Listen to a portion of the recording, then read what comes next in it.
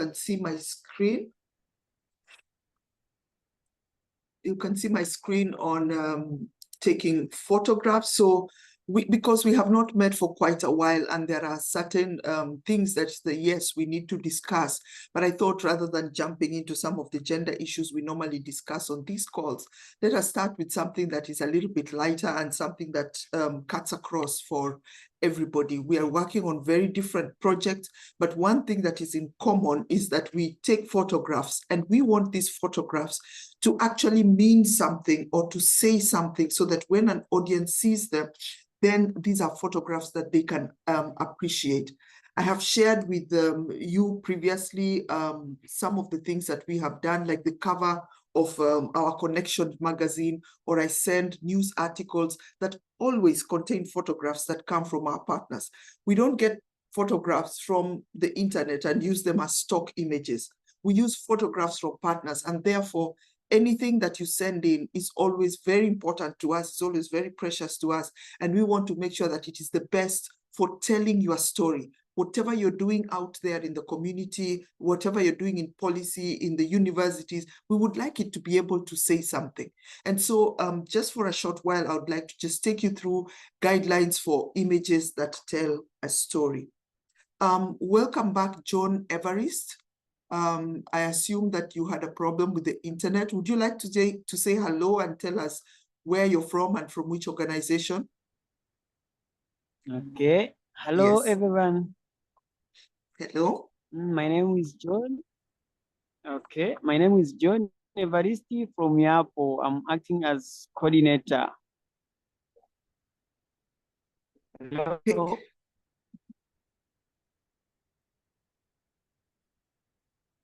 Hello. Thank you, John. Your mic dropped a little bit, but we heard you're from.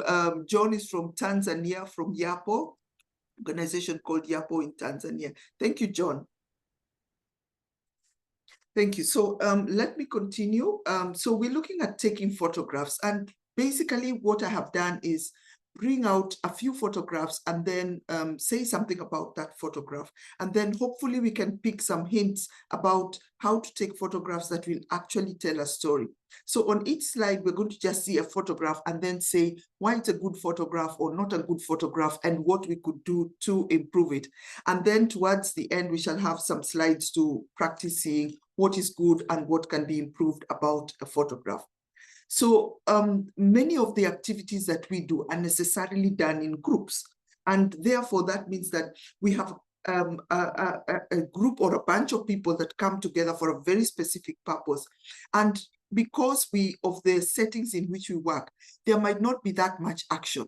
We are not having, for example, a football match, or we are not having a meeting where people are running around doing a whole lot of other things. But usually many of the meetings that we have, especially when we are doing things that have to do with policy or things that have to do with creating programs, people sit down and discuss, and there may not be that much action. But one of the things that we always do is that we take a group photograph. And a group photograph is a summary of what is happening. Now, if you look at the photograph that we have here, we have a group of people who are looking very nice and smiling and so on. But this picture does not really tell us anything about the event. It does not tell us where these people were. It does not tell us what they were doing. It does not then tell the full story. And so a group photograph is an excellent idea. And it is something that we always need to have. So I'm not saying we don't do group photographs, but I'm saying that use them as a summary in your storytelling. So when you're reporting on an event and saying who attended, this is actual evidence of attendance. So that if we say that there are 25 people in this photograph, and in the attendance sheet, there are also 25 people, you can use this photograph as your evidence that there were actually 25 people at the event. But the event itself has no context because we don't have any background to it in the photograph. So it's a good summary, but it is not a great photograph in terms of telling a story. Now, when we ask ourselves, how does a picture tell a story? And what we need to think about is, what did we want out of this particular activity? What was the aim of the meeting? What was the aim of the workshop? What was the aim of a sensitization that we are doing in the community or with girls or with lecturers? What are we actually trying to achieve? And then we ask ourselves, we had an outcome that was expected. Maybe at the end of this, we wanted to say that there will be a policy that has been developed. There will be people who have changed their mindset about girls' education. So therefore, which story are you trying to tell in that kind of event? And which then is the best picture that we're going to have? Because we are going to give this picture to somebody. Is it going to be in a report? Is it just going to be a photograph? Is it going to be a social media post? So when I think about what it is that I wanted to achieve and what it is that then I am seeing as an outcome, then I bring a photograph and say, okay, now this is the best photograph for it. So when we are saying that a picture tells a story, we are saying that a picture has got different dimensions to it. Let's look at some pictures. Oh, sorry, before we do that, let's just take some guidelines on our pictures. Number one is have a focal point, somebody or a group or an image around which something is happening. So that there is something that when a person looks at your photograph, there is something that they are focusing on. Secondly, use interesting angles. In other words, move around the room. Take photos when you're seated, take photos when you're standing. So if in an event, you're the one taking the photographs, you cannot be static. It means that you have to be moving around so that from different angles in a room, you're able to then see something that is interesting, something that you may not have seen before. Then usually try to photograph the audience when they're doing something. Not only when they're listening to a speaker, but when they're doing group work, when they're doing energizers, when the group themselves or the audience themselves are speaking, so that we are seeing that the people who came to a meeting or the people who came to an event were involved in that event. Another important point is to focus more on the audience than on the presenter. Definitely when people are sitting and listening, we know that somebody is presenting. So we take photographs of the presenter, but we are more interested in photographs of the audience. How are they looking? How are they reacting? What are they doing in relation to what the person or in relation to the person that is presenting? And then we also need to think about lighting. The lighting should be behind you so that the audience can be clearly seen. For example, when I sit in this meeting, if the light is in front of me, you would see, I mean, if the light were behind me, you would see me in shadow. It is the opposite when taking a photograph. If the light is behind the person who is taking the photograph, then it focuses on the audience. So we need to be cautious about where the light is in relation to ourselves as a photographer and the audience or the people of whom we are taking a picture. Then we also have one guideline where we say, take photos from the front corner of a room or space rather than from the side or the back. Because if you go to the side or the back, what you capture is people's either profile if you're taking from the side, or you capture their backs and you cannot see their faces. A photograph is made interesting by seeing people's faces and expressions, or by understanding in a video what they are saying. So those are just a few guidelines. And let me just pause for a minute here in case somebody has a reaction or a comment before we move to look at some examples. Yes, Karen. Yes. Go ahead, Jacob. This is interesting. Basically, I have liked about where these days the NGOs, they make questions papers pass around and say, would you like to take your photos to be taken or not? So you sign. This is helping a lot nowadays because those days you have to stand in a corner not to allow people see you as if you're taking their photos because of the consent. So now that it has improved, I think now we will be sending in good photos because more people doesn't like their photos to be taken. Now, we have scenarios whereby you may focus looking at the light, where the light is behind you. but there could be a challenge, the room itself or the venue. The venue itself may not favor you while taking the photo. So that's why sometimes other photos, you may try as much as possible to avoid light, but you may still see light being reflected in the photo. But with these kind of guidelines, I think we will improve on the photos that we always take.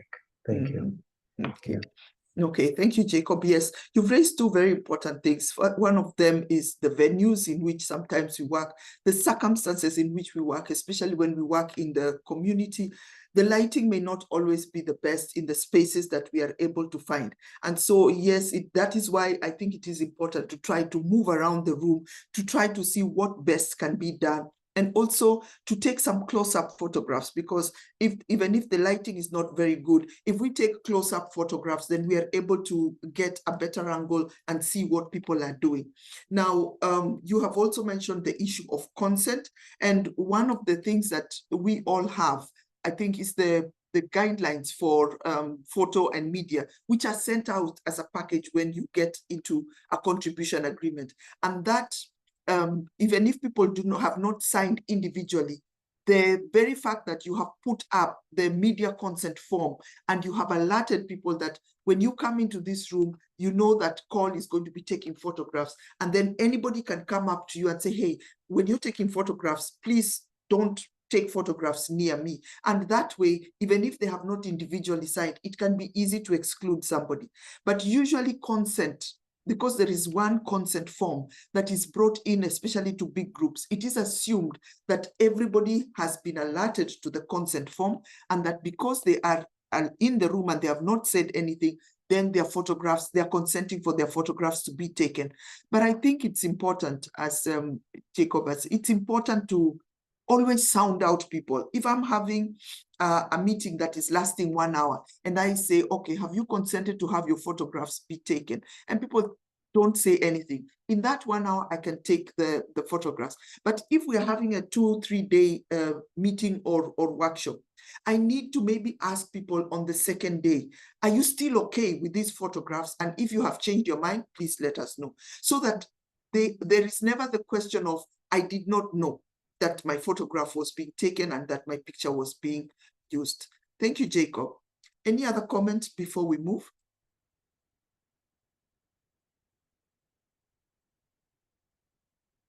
Okay, silence maybe means we are still thinking, or the questions will come up as we go along. So we want to start with a poor photograph. And this is a poor photo. This is one example of a poor photograph because it has no context. This could be any meeting anywhere in the universe. And the participants are facing away from the camera. So they are not focused on, there is no focus on what the participants are doing or saying. And there is no focal point. A speaker or a slide or a presentation, something that we could look at, and it would be then the focus of that photograph. So this is a poor photo. Now, if you think about the same context, this is a much better photograph. Why? Because the participants are facing the camera and the lighting is clear. But it is not a very good photo because there is no focal point and there is no activity. We have people sitting and looking at something. And so we know that they are in a meeting, but there is nothing that we can actually say, okay, so what are they focusing on? And so while it is a better photo, it is not as good as it could be. Now, this is a great photo. Why? Because every participant can be very clearly seen.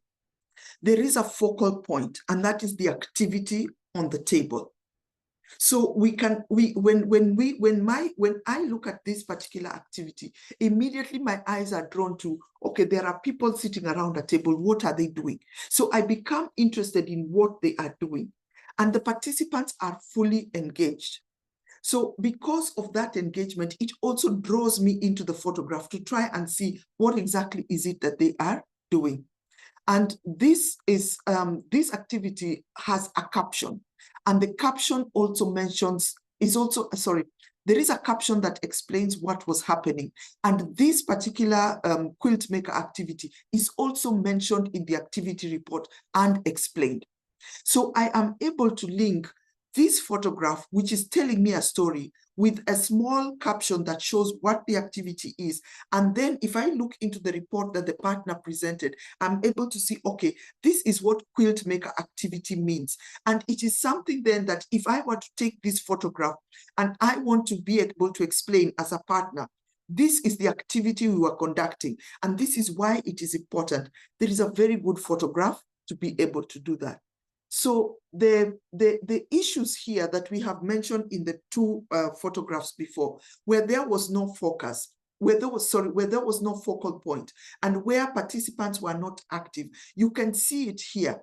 Now, these 4 people are part of a bigger meeting, but the photograph that is given as evidence is something that is related to the specific outcome that the partner wanted to convey. And so they may send 3 or 4 other photographs about the same activity, but this one is the one that tells the best story, that helps us to understand what was the activity and what it is that people were doing. If you have any question or comment, just immediately just say or raise your hand. You can comment at any time. Now we have 2 other photographs that I have put side by side so that we can see what is a good photograph and what is a great photograph. Sorry, because they're blown up, they did not come out as clear. Remember, again, we're taking photographs on mobile phones, and sometimes the quality of the mobile phone might not be the best quality. That is not what we are looking for. We are looking for the story. A photograph can be cleaned up, a photograph can be enhanced. But when we don't have that great story, we cannot do that cleaning up. So the first one is a good photo because the participants' faces can be seen. This is a group discussion with a group of young mothers. The second photograph is also a group discussion with some young mothers. But in the first photo, we can see that the participants' faces are seen. It's taken in a real life setting that provides some context. The only criticism that I would put for this photo is that the focus is on the facilitator. The person who is speaking, the facilitator, is the one that we have focused on. Now, look at the second photograph. The difference that makes this one a great photo is that one of the young mothers is speaking.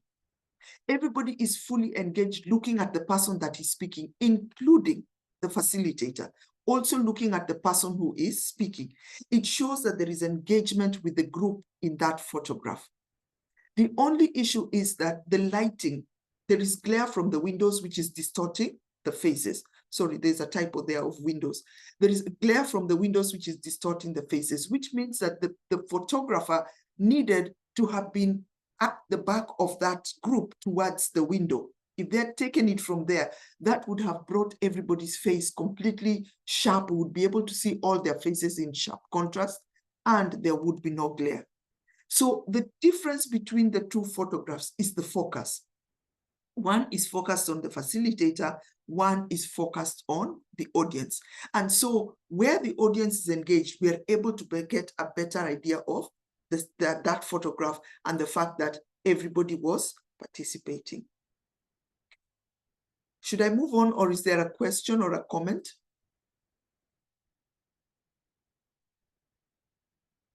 Okay, moving on. Now, this is a great image. This is a collage, which is a great way of overcoming the inertia of workshop photographs. Because in workshops, we normally just sit. In those meetings, we normally just sit.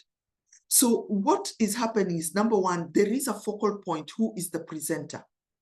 The participants are engaged. You can see that they're looking at the person who is presenting. And the captions that are at the bottom of the photograph make it easy to understand what was happening.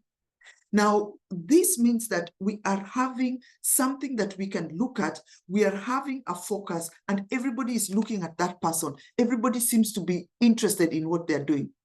The only critique that I would have for these 2 photographs is that the captions did not refer to the same activity. So one was the participants who were watching an OER video, and one was the person that is making the presentation in the video. So while the photographs are juxtaposed, they are not necessarily from the same activity. So if they were from the same activity, I mean, if we did not have the captions, we would say that this is a great image because the two of them seem to be working together. So it is not, in this case, I want to say, because I know that those who took the photo and those who are involved in the photo are here. It is not your fault that the photograph looks like that. I wanted to make a point about the photography. So it is not that those were brought in juxtaposed. I just wanted to give an example for us to understand that sometimes when we are having a workshop, if you want to overcome the fact that you don't necessarily have the audience and the presenter in the same photograph, you can create a collage. It does not have to be just one photograph, so that your collage will be able to tell the story. So that way we then have a focus and we have engaged participants. And I also want to say, be aware of how your participants look. Human beings, we sometimes have facial expressions where we are happy, we are tired, we are sad, we are engaged, and so on. Now, I just want you to look at these photographs. The first two are a collage where we have everything that is great about a photo. Engaged people, you're able to see the audience, you're able to see their focal point, the lighting is good. And in these first two, the audience is smiling, the audience is engaged. The people who are participating in the activity were taken at a moment when they were actually doing something that was engaging to them. Now, if you look at the second photograph, unfortunately, if you look at every single one of those faces, this is a women's saving group, but if you look at every single one of those faces, there is not a single smile. They look tired, they look like maybe the meeting had been going too long, or they were just caught at a moment when something had been said that made the audience not very happy. Now, try to capture your audience at different parts or times of a meeting so that you can capture their expressions. And I think there is also nothing wrong with telling the audience, please look up, so that we can take a photograph. Alok, you want to say something? Go ahead. Yes, the second photo. Mm-hmm. I don't think, anyway, I don't know what was really happening for these women to be sad like this. Mm-hmm. But also, they look attentive though, because I think this other lady was counting the money. So everybody would wish to be attentive to listen to their names and then how much this lady was mentioning. Mm-hmm. I always attended a group serving. It is until maybe when the facilitator mentions something that is laughable, but when they are counting money or calling names, they always get very serious. So we don't have to blame these women so much. But like you say, I think we need to just train our colleagues. If you go for a particular activity and then maybe like you are three of you, one person is communicating, the other person is taking photos. We have to be very careful at what moment do you want to picture the time when people are smiling or laughing. Sometimes also when you take it wrongly, you may find that the facilitator's mouth is wide open. Which is not again pleasing, it's not pleasing. So you must focus, wait at a time for that particular moment where the mood, it's not all that too much, like laughing, or too sad, but it should be moderate. So I think just we need to train ourselves and our colleagues. When we attend workshops or when we facilitate workshops or attend trainings, we have to be careful when we are taking these photos. Thank you.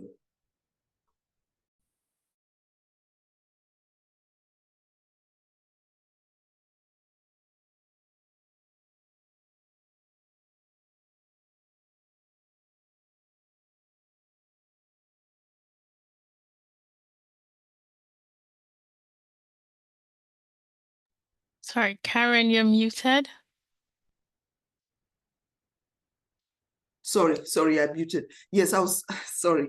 I was trying to say that this story, even though the audience is sad and tired, does also tell us a story. It may be telling us that there's a story of there's a problem within the group, or maybe that the meeting was held at a time when people's attention was elsewhere, or that, yes, as Aloka said, people are very serious when it comes to money being counted.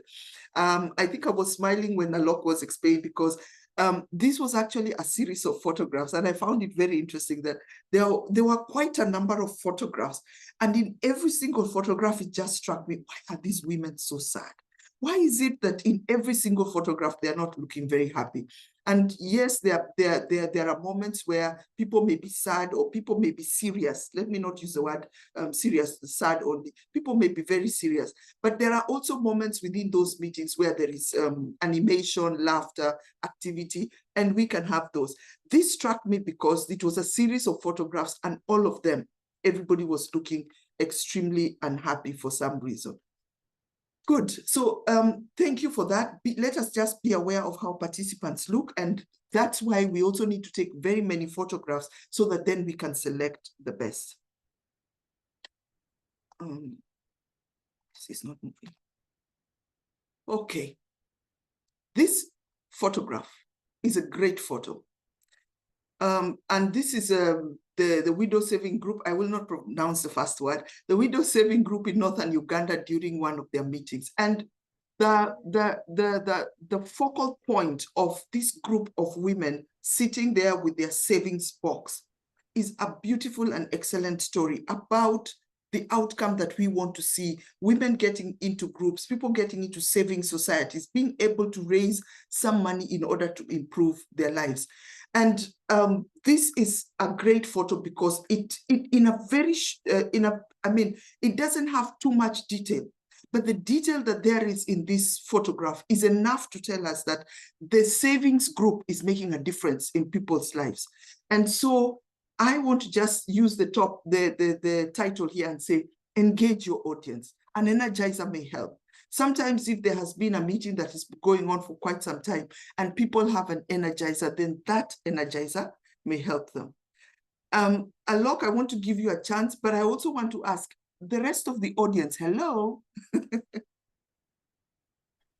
Oh, Alok, go ahead. we are here listening. Great. We're just listening. Okay, Alok, go ahead. Okay, the group is called Ogen Rot. Okay, thanks. Okay. Thanks. I will still not try to pronounce it. Yes, and so that is a great photograph. So perhaps, as I was saying, having an energizer may help, or having a story, not being intentional about taking photographs and having something that raises up the temperature of the audience or the energy of the audience may help you get a great photo, even in a very serious setting. Now, we want to test ourselves. So I want to give you a minute to look at these two photographs. One is a good photo and one is a great photo. So based on the kind of things that we have been talking about, just take a moment to look at the photograph 1 and the photograph 2. It is the same meeting. And then you ask yourself, what makes photograph 2 better than photograph 1? And how we could improve each photo.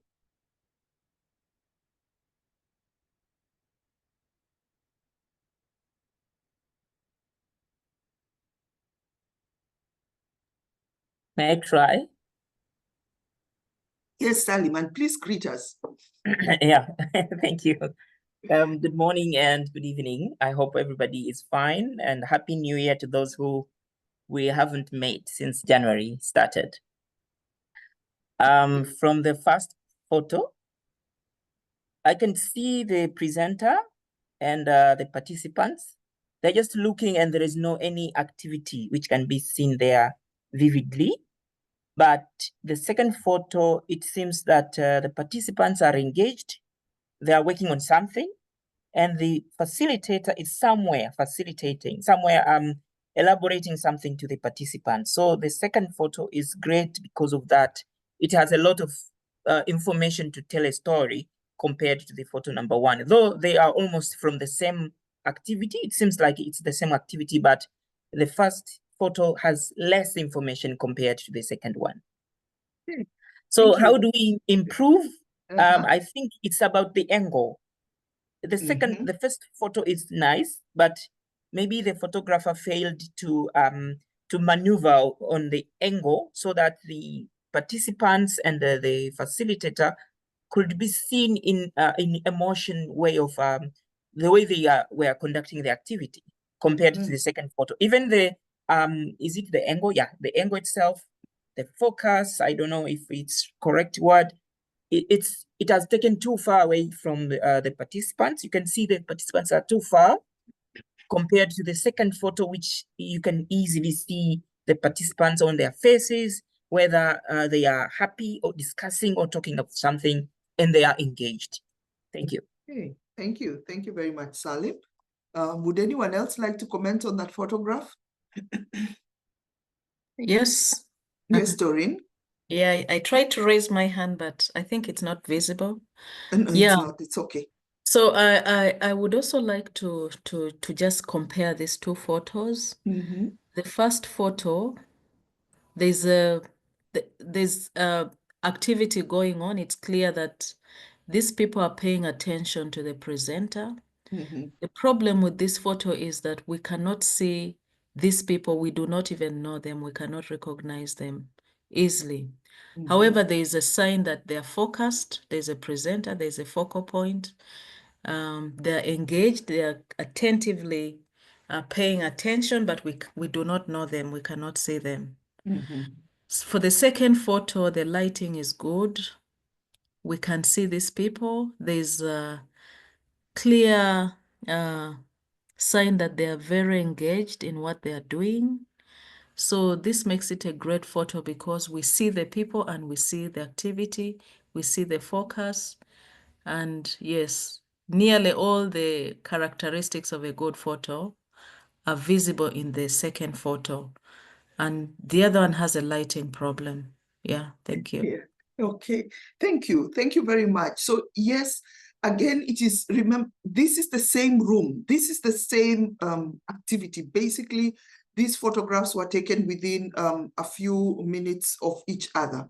But there was a difference because when there was a change of focus from the person who is presenting to the audience, then it makes for a more interesting story. And as you've pointed out, because in both the audience are engaged, but because in the second one, it is the audience who becomes the focus of our photograph, that becomes a much better photo. As I said before, again, if you look, maybe if you look closely at the photos, you can see that they are not necessarily they're not of professional quality. And so when they are enlarged, they become a little bit fuzzy. That is not a problem. So we don't need to worry about the fact that, oh, my camera maybe is not the best. I don't have anybody to do professional photographs. That does not matter. What matters is, are we able to take photographs that tell a story? And then with the magic that call can work, if this is to be published anywhere within a magazine and so on, I'm assuring you it will look much better. But we need to have the photograph in the first place. So the photographs are good, and the second one becomes better because of the focus on the audience. Let's do another one to practice. Both of them are good photographs. So my question right now is to ask you, which photograph do you think is better and why? One is a group of women in everybody in this audience is looking at the facilitator. They are listening attentively. One is inside, one is outside. Both of them are good photos. But which one do you think is better and why?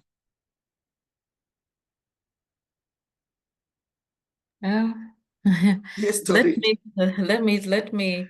Yeah, for me, the one on the, is it on the right? The one with the gentleman standing and the audience.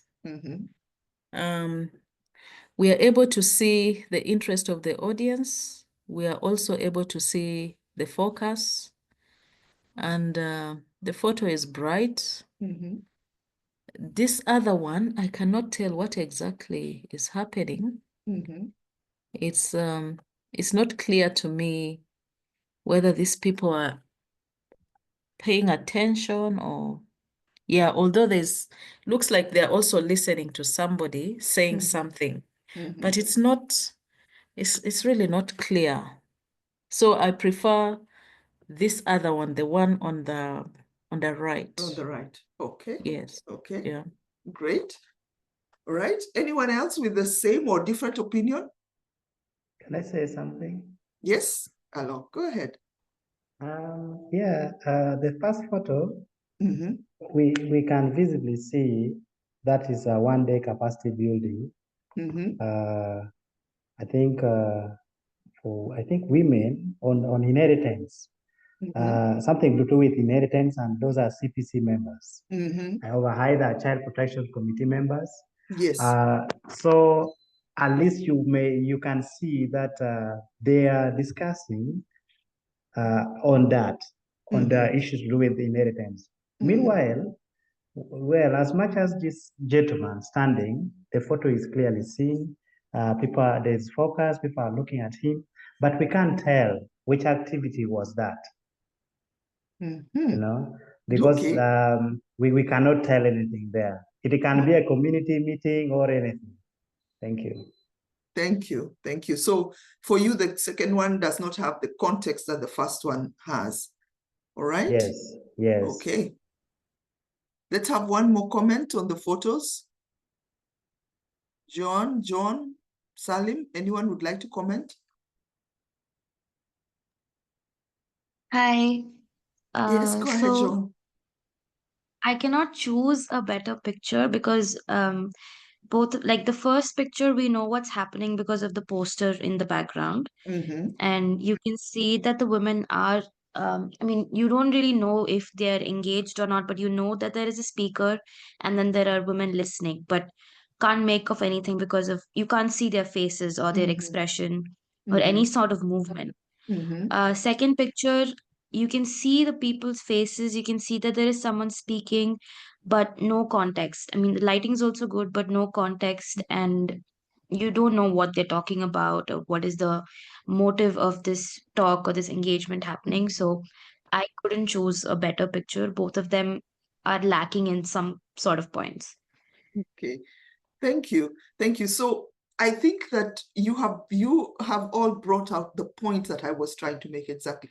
Both of them are good photographs, but there are certain elements of the first photo that we could move to the second and some of the second that we could move to the first. So the lighting in the photograph on the right, probably because people are outside, the lighting is much better and the audience, maybe we can see that they are more engaged.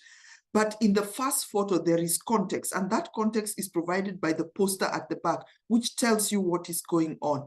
And while maybe the lighting is not as good, so we cannot clearly see the faces of people, we can see that they are all looking at the speaker and they're engaged. So in both photographs, there is a focal point, there is engagement. The second photograph has better lighting, and the first photograph has got something that gives us a context. So it is bringing those elements together. If we were able to have the best elements of each, then we would be able to improve each photograph and make each of those photographs a great photo. So these two examples show us that have a context, have a focus, and have the audience engaged in some way, and that will make for a very good photograph, even when people are simply just seated. So finally, I want to look at first of all, look at the photographs. The first one at the top is a group of people in an activity, standing on pieces of paper, standing on sheets, and there is something that they are doing. In the second photograph, we have a group of people having a very animated discussion.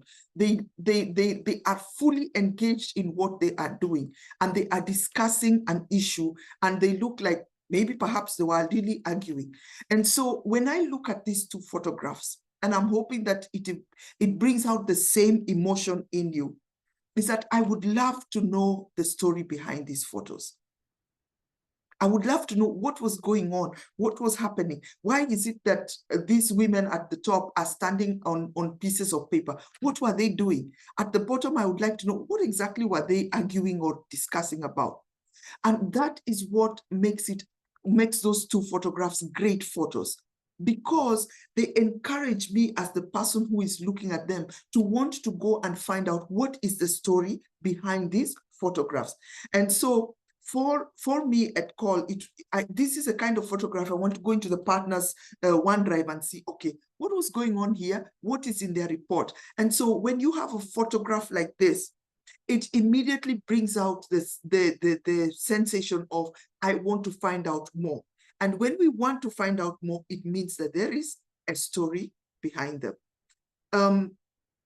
Maybe Joanne, you could tell us what is going on in the first photo, because that's from CBPS. Yes, thank you for putting our picture up there.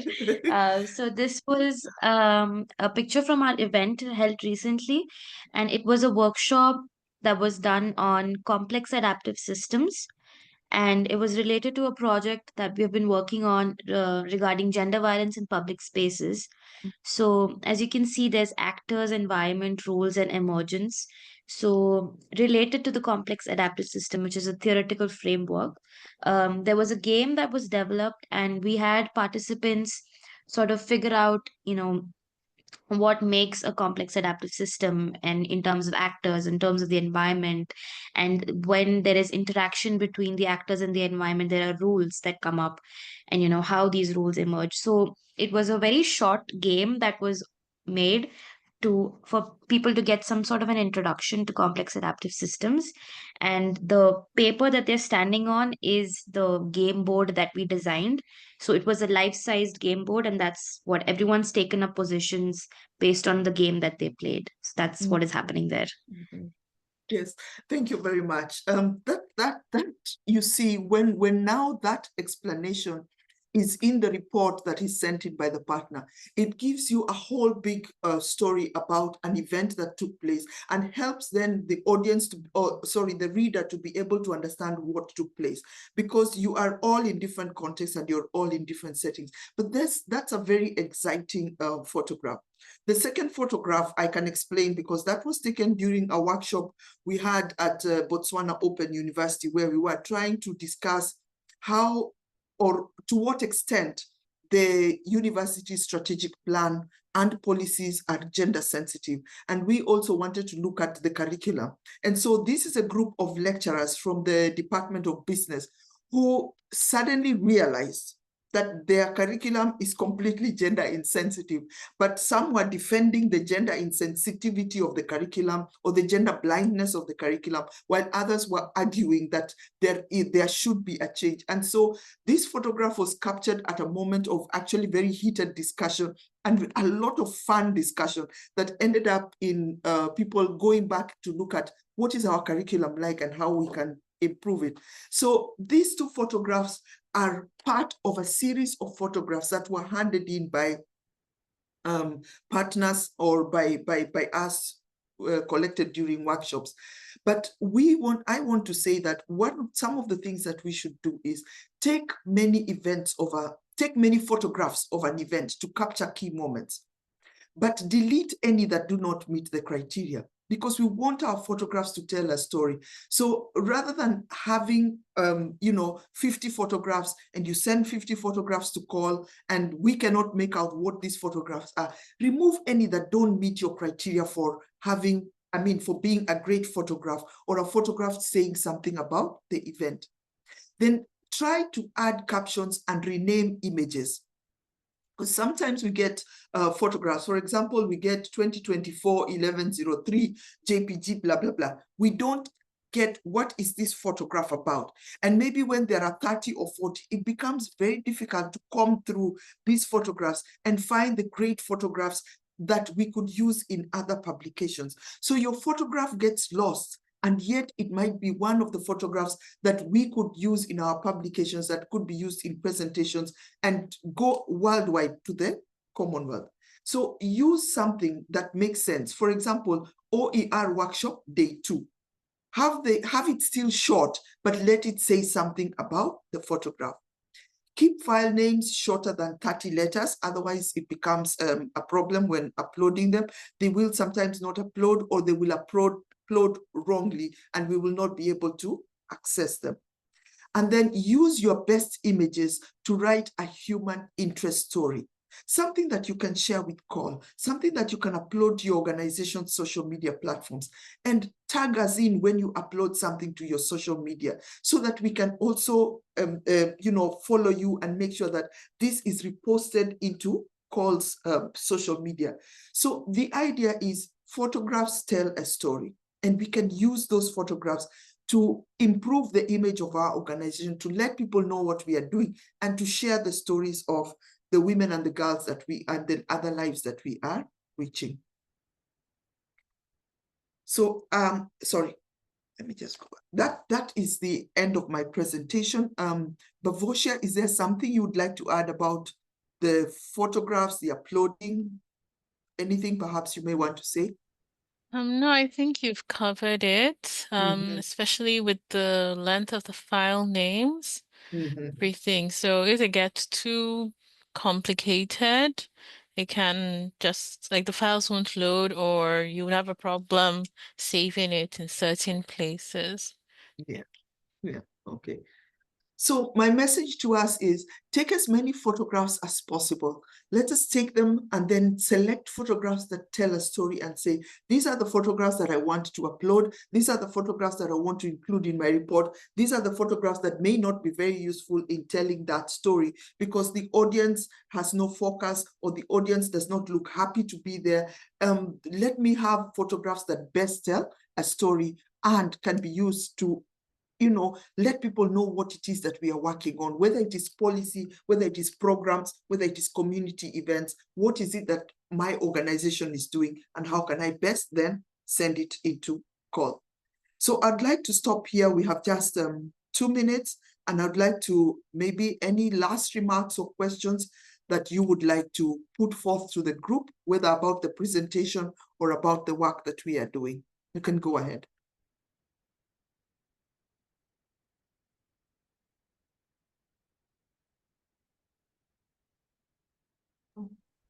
Maybe I could say something. Yes, Doreen, go ahead. Yeah, I just want to thank you for these very useful skills that you are imparting in us, particularly this one, the use of photographs to tell a story. I think this is something that we have not taken seriously. Personally, I don't pay attention to the photos I'm taking. But after this discussion, I think I'll be more keen to take photos that can explain something. Yeah. So these examples that you've given and the insights that you've shared are really going to be helpful for any other engagement that we will need to use photos. I think we will be better. Yeah. So I just want to thank you for thinking about this and sharing it with us. Thank you so much. Yeah. Thank you very much, Doreen. Evariste, your hand was up. It went down. I don't know whether you still want to comment. Yeah, I don't have any commentary. First of all, I wanted to thank you for that mentorship, and I was requesting you to send so that you can mentor our other staff, since we use it to are the ones who used to go to for a field. Yes, the recording will be shared. Salim, you say you like the knowledge you're getting about photos. Yes, thank you very much. Thank you. Just to add a little bit. I remember this is the second, is it a second phase or second batch of the session? We used to have this kind of training previously. I think it was 2023, if I don't make a mistake. You trained us on how we can take photos. And I remember you insisted that we should avoid taking photos of people just standing and you just take a photo and say it's an activity.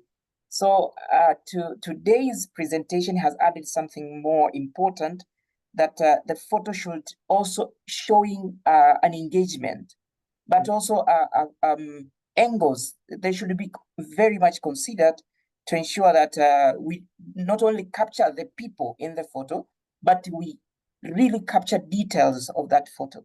So that's very important, and I think we'll tailor into them and do the best in the next phases of our project. Thank you. Okay, thank you very much, Joan. Joan, go ahead.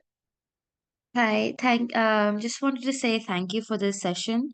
So at CBPS, we do a lot of field work and events, and one of the major problems that we've had is photos. Like when we go back to our archives, our pictures are either blurry or there's no focal point. So kind of creating our own stock of images became an issue. And I mean, we're not experienced photographers, so I think there was this hesitation or fear that, we cannot take good pictures. But I think with this session, I've figured out that it is not that difficult as long as you keep your, the point. The point is to tell a story. And I think that helps a lot when you're building your perspective and taking a picture. And this helped me personally a lot because I do not think when I take pictures, I just keep clicking. So there's a lot for me to take back to my organization as well. And also, thank you for putting up our pictures as reference. That means a lot to us as well. And thank you. This is something that was really insightful, even though it's super late at night for me. I had a really good session. So thank you so much. Thank you. Thank you very much. And Jacob? Yeah, thank you so much, Karen, for this enlightenment. I am one person who used to blame ourselves, maybe that because we don't have good cameras, because there was one time I saw a photo taken by Yapo. I was like, wow, these people have a good camera. But now I know it's not a good camera. It is how you take the photo. Does it has meaning? Is it saying something? Where is the focus? So I think this call for everybody to trust the process of everything they're doing, especially whenever they're taking the photos. You have to know, what do you want to portray? What do you want? What image are you sending out? Or what information are you trying to give? Thank you so much, Karen. I think this is the best in January for this kind of meeting. Thank you so much. Thank you. Thank you so much, everybody, for your feedback. And as you go, maybe we close our meeting now, but as you go back, remember that if you have a mobile phone and it has a camera, those cameras are generally on every model of mobile phone. Those cameras are generally the one thing that the manufacturers update, because our world has become such a visual world. And so while you may think, oh, my phone is not as modern as these other phones and so on, all cameras, all mobile phones that have a camera usually have a pretty good one, because that is the one thing that manufacturers keep updating when they are doing their software. So your camera is as good as any other, is as good as the still camera that someone would use to take photos. And the beauty of a mobile phone is that you don't have to go setting it up, like I'm walking around a room with a tripod trying to set it up and wait for a perfect angle. Anytime that there is something happening with my mobile phone, I can simply pick it out, just be careful, where is the light, and then take my photograph. And so I want so much for attending. I know for each one of you that has attended, it is evening time for you guys. For us, it is morning, and especially for Joanne, it is very late at night in India. And I want to thank you so much for your attendance. We shall post the video as soon as it is ready so that you can share it with your teams. And I hope that we can make these meetings a little bit more frequent. I know we had sort of put them off a little bit with all the preparations we were doing last year. But I hope that now in 2025, we can have more frequent meetings, at least once every 2 months. Thank you very much to everybody, and have a good night. Thank you. Thank you so much. Have a good day. Thank you so much. Bye. Bye-bye. Thank you.